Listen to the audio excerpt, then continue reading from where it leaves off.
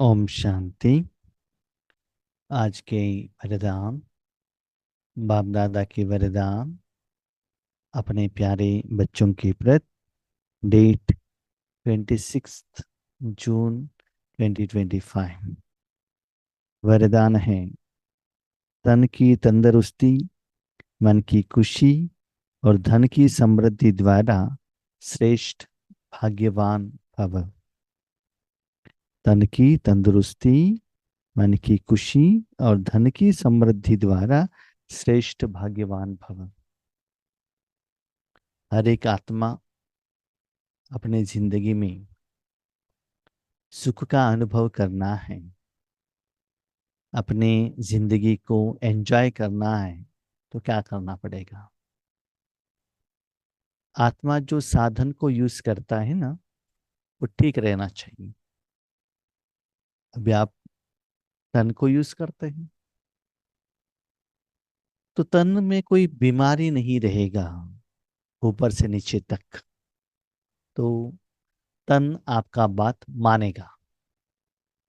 तो आत्मा अपने मन और शक्ति को तन के तरफ ज्यादा अटेंशन रखने का जरूरत नहीं रहता है, क्योंकि शरीर का जो भी इंद्रिय है ना, आत्मा जैसे चाहती है वैसे यूज कर सकता है। जैसे आपके पास एक टू व्हीलर या फोर व्हीलर हो, उसका सारा साधन ठीक है, आप जैसे चाहो वैसे आप उसको यूज कर सकते हो। उसका ब्रेक ठीक नहीं है या ब्लो कम है, तो क्या होता है ना, वो थोड़ा आपको ड्राइविंग करने में, ड्राइविंग का सुख का एंजॉय करने में आपको थोड़ा रुकावट के रूप में आ जाता है। ऐसी ही सदा लौकिक काम हो या अलौकिक कर्म हो, आत्मा को तन तो चाहिए, तो तन का हेल्थ भी ठीक रहना चाहिए। दूसरा है मन का भोजन, मन की खुशी। तो मन को खुशी कहाँ से मिलेगा? तन के लिए आप भोजन देंगे, एक्सरसाइज देंगे, रेस्ट करेंगे, उसको साफ करेंगे, कपड़ा पहनाएंगे, तबीयत ठीक नहीं है तो टैबलेट्स लेंगे। इस रूप में आप तन का हेल्थ मेंटेन कर सकते हो। तो मन खुश रहना चाहिए तो क्या चाहिए? इसको बाबा कहते हैं, मन मनाओ भव का मंत्र को यंत्र बनाओ। मन को सदा परमात्मा के साथ जोड़कर रखना, तो परमात्मा जो आपका पिता भोजन देता है उससे मन का खुशी मिल जाता है। और तीसरा है धन की समृद्धि। समृद्धि माना ऐसा नहीं कि बहुत करोड़ों रुपए आपके पास चाहिए, ऐसा नहीं है। जिस समय जिसका जो जरूरत हो उतना धन आपके पास रहे। इसका मतलब ये भी नहीं है कि आज मेरे पास जो भी खर्चा था उसके लिए मेरे पास पैसा रहा, ऐसा भी नहीं। थोड़े एक्सपेंसेस ऐसा रहता है कि भविष्य में आने वाला है। अभी समझ लीजिए आपके बच्चे हैं, पीयूसी पढ़ रहे हैं, इंजीनियर या मेडिकल, उनको एडमिशन करना है, तो लाखों के हिसाब से या करोड़ों के हिसाब से पैसा चाहिए ना। कि उस समय हम कमाई कर सकते हैं क्या? नहीं। बेटी का शादी है, उसके लिए तो पैसा चाहिए। तो ये सभी मन में रखते हुए वर्तमान समय में हमारे पास जो धन है उसको सेविंग करते रहना चाहिए, तो भविष्य में कुछ भी खर्चा आए उसके लिए किसी के पास जाकर मांगने का जरूरत न पड़े। साथ में धन माना सिर्फ पैसा नहीं है, पंच तत्वों से जो भी साधन आपको मिलता है दुनिया से, वो सभी धन के ग्रुप में आ जाता है। तो आपको धन भी जितना चाहिए उतना रहना चाहिए।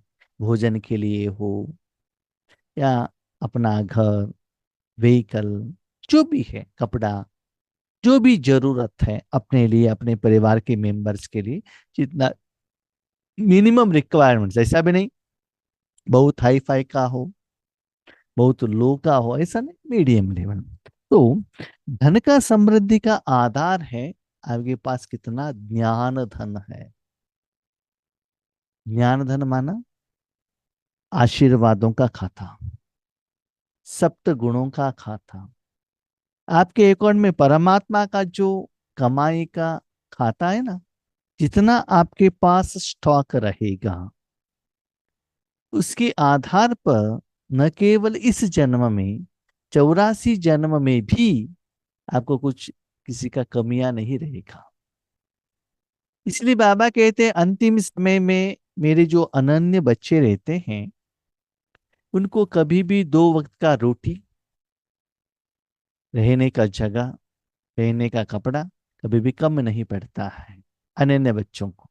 क्योंकि जब वो विनाश के पहले ये बच्चे सारी दुनिया को परमात्मा का शक्ति देने के कारण उनका अकाउंट दुनिया के साथ पॉजिटिव रहता। ड्रामा कितना वंडरफुल है और सुंदर है।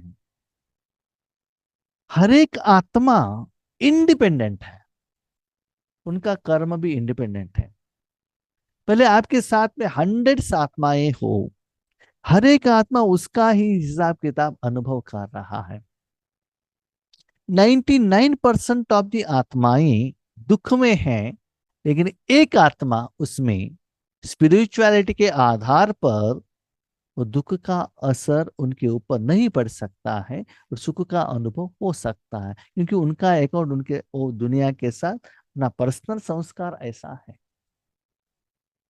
जैसे कि समझ लीजिए हॉस्पिटल में सारे पेशेंट रो रहे हैं, लेकिन डॉक्टर न शरीर से रोता है न मन से रोता है। रोना उनको सुनाई देता है लेकिन उसका असर उनके ऊपर नहीं पड़ता है। एक जो मांस बेचने वाला है ना, उसके आगे जो एनिमल्स रहता है उसका गला काटता है, वो तो रोता है लेकिन उसका असर उनके ऊपर नहीं पड़ता है। हमारा अभी आप एग्जाम ले लीजिएगा, एक मच्छर आता है, तुरंत हम मार डालते हैं, उसका असर हमारे ऊपर नहीं पड़ता है। बाकी कोई चीज आ गया तो उसको देखकर हम डर जाते हैं। ऐसे ही बाबा कहते हैं जिनके पास ज्ञान धन है, ऑलरेडी राजयोग द्वारा पेमेंट कर दिया है, उनको बाबा कहते हैं बच्चे 84 जन्म में भी उनको कुछ कमी का एहसास नहीं होगा। इससे क्या होता है जानते हो, वर्तमान समय में आपको तन का भी कोई प्रॉब्लम नहीं, मन भी सदा खुश है, धन का भी कुछ प्रॉब्लम नहीं है, कहाँ से लोन नहीं लिया है, ईएमआई पेमेंट नहीं करना है, कुछ भी समस्या नहीं है। तो आप आराम से भगवान के साथ जुड़ सकते। आत्मा और आत्मा का साधन कहाँ भी खींचेगा नहीं, और ईश्वरीय कार्य, ईश्वरीय सेवा, तपस्या आप दिल से कंसंट्रेशन लेवल में अनुभव करते हुए कर सकते हो। इसीलिए कभी कभी बाबा के बच्चे पूछते हैं बाबा हम तो सेवा करने के लिए रेडी हैं, लेकिन तन हमको सपोर्ट नहीं कर रहा है, फाइनेंशियल प्रॉब्लम है, साधन नहीं है। बहुत सारे लोग कहते हैं, स्पेशली जब ये जूम स्टार्ट हुआ तो पहले बाबा हमको सेवा में भेजते थे ना, बहुत सारे आत्माओं का हमारा कनेक्शन था, तो उन लोगों को फोन करते थे ऐसे प्रोग्राम में आप ज्वाइन हो जाइए। वो कहते थे हमको तो ज्वाइन होने का मन है, आप हमारे यहाँ आते थे ना, हमको बट्टिया बहुत अच्छा लगता था, अभी घर में बैठकर हमको हर रोज क्लास सुन सकते हैं। लेकिन क्या करें भाई जी, हमारे पास मोबाइल नहीं है। ठीक है, कहते ठीक है, आपके पास मोबाइल नहीं है तो हम बाबा को कहेंगे मोबाइल दिलवाएंगे। ठीक है, मोबाइल मिलने के बाद ये ज्वाइन ही नहीं होता। तब मुझे लगता है यस, ये जो कह रहे हैं सच्चाई नहीं है।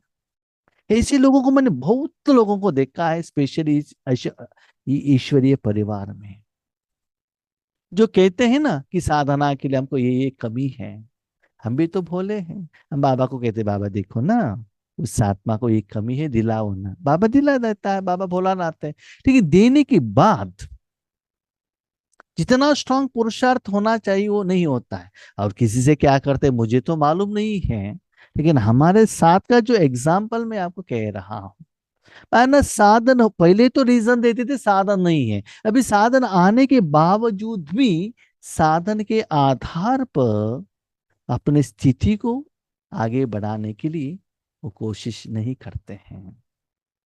तो कभी कभी देखकर हमको रोना भी आता है, ऐसे क्यों? इसके पहले तो इनको बंधन था, अभी बंधन नहीं है, घर में रहकर साधना कर सकते हैं। तो बाबा ने इतना सब अरेंजमेंट करने के बाद भी ये लोगों को समझ में नहीं आता है, तो जरूर आगे एक दिन ये लोग जरूर रोएंगे। बाबा ने हमको क्या कुछ नहीं दिया, फिर भी हमने यूज नहीं किया, वो कभी कभी मन में आता है, बाबा भी कहता है। इसलिए अभी जिनको जो देना है निमित्त बनते हैं, बाकी उसको यूज करे या ना करे, आए ना आए, उसके बारे में मैं ज्यादातर नहीं सोचता हूँ अभी। जो बाबा ने मुरली में कहा है वो मुझे करना है बस। बाकी लोग करते हैं कि नहीं करते, बाबा ने क्या कहा उसको मुझे पक्का जानना, पहचानना और मुझे उसको करना। बाबा ने कहा मुझे करना है बस।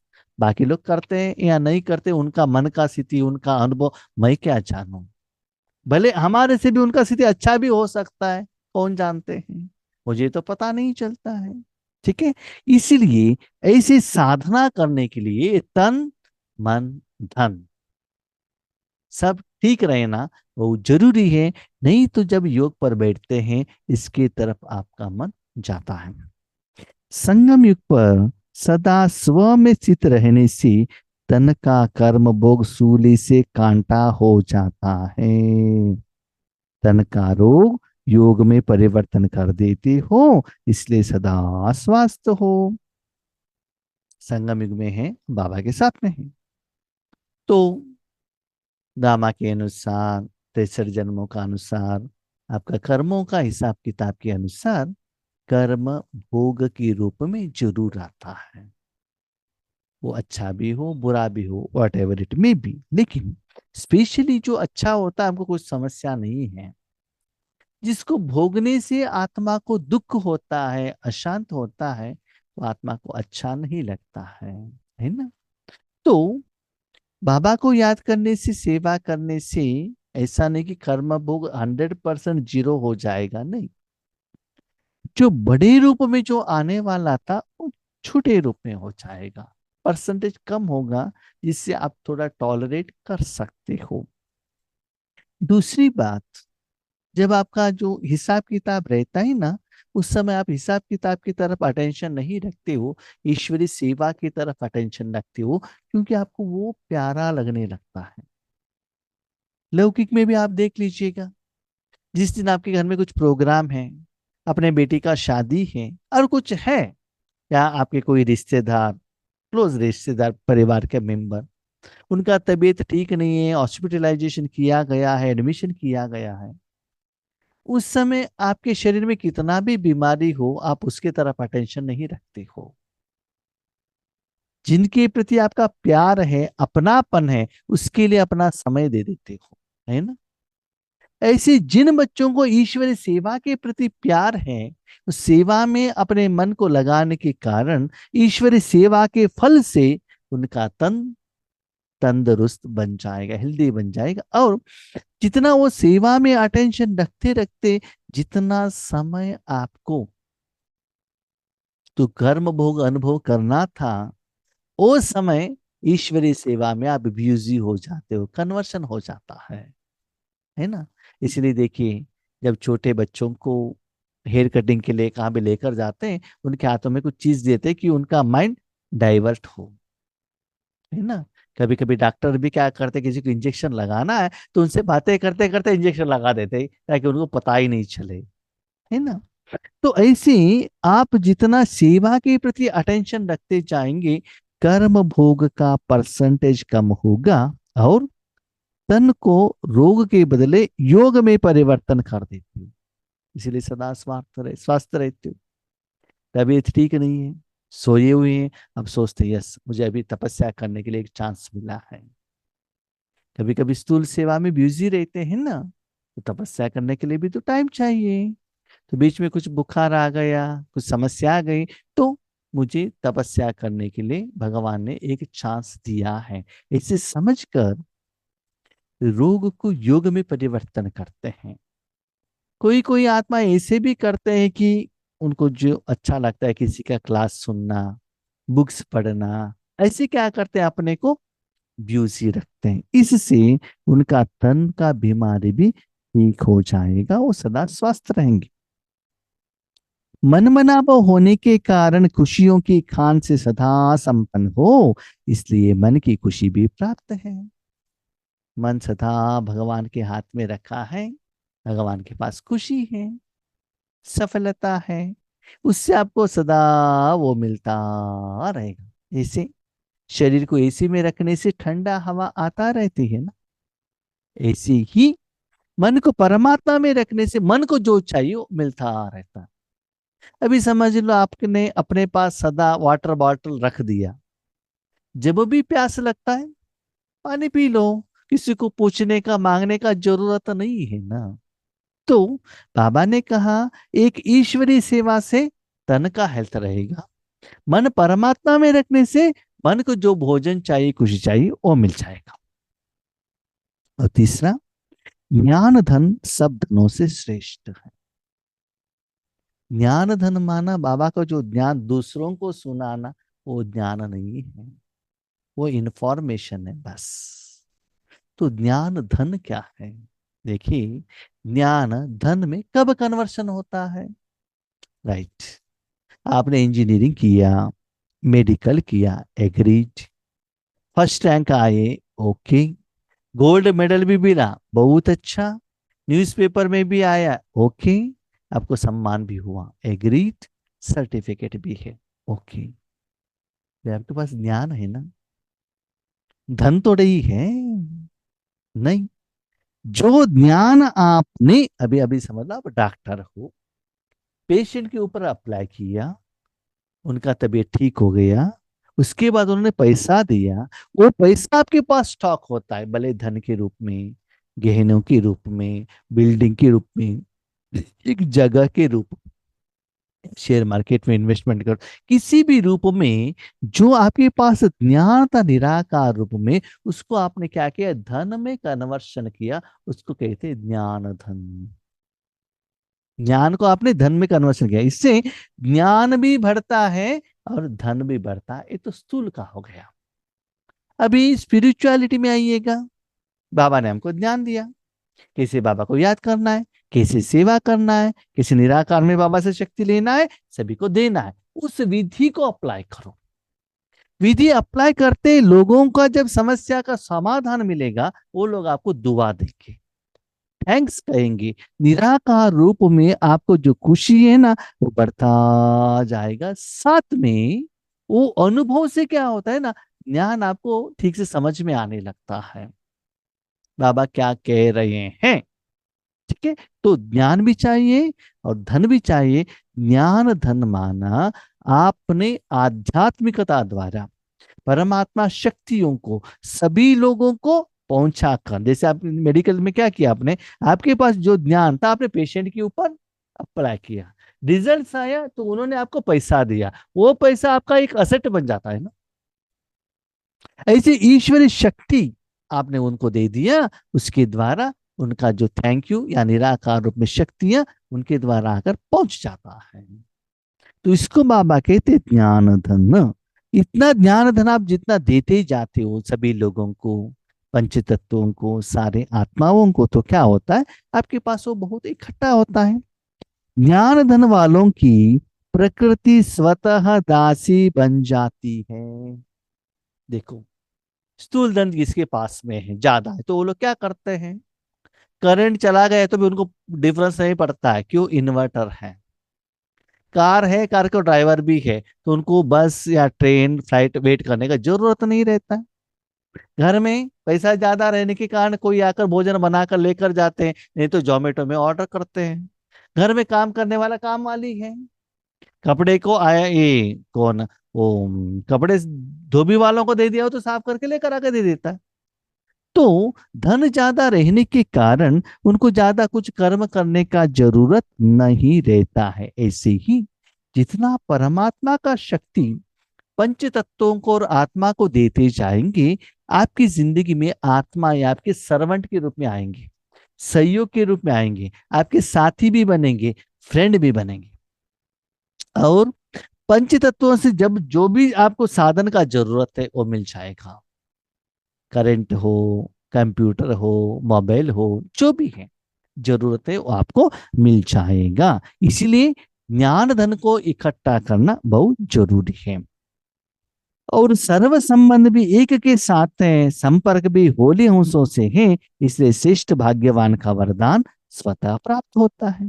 बाबा के साथ सर्व संबंध रखते हो, जो भी बातें करना है बाबा से बातें करो ना, मस्त रहो। उसके साथ जिसके साथ भी आप रहते हो वो सभी होली अंश आत्मिक के रूप में रखते हो, देखते हो, तो नेगेटिव या विकार आने का चांस ही नहीं रहता है। इसलिए आप सदा संगम युग का सुख का अनुभव करते हो। कभी कभी ईश्वरी जिंदगी में आगे बढ़ते बढ़ते तन के बीमारी के कारण, फाइनेंशियल इश्यू से आपको कुछ समस्या आ गया, इसका मतलब मेरी साधना में कुछ कमियां हैं। लेकिन हम लोग क्या गलती करते हैं जानते हैं?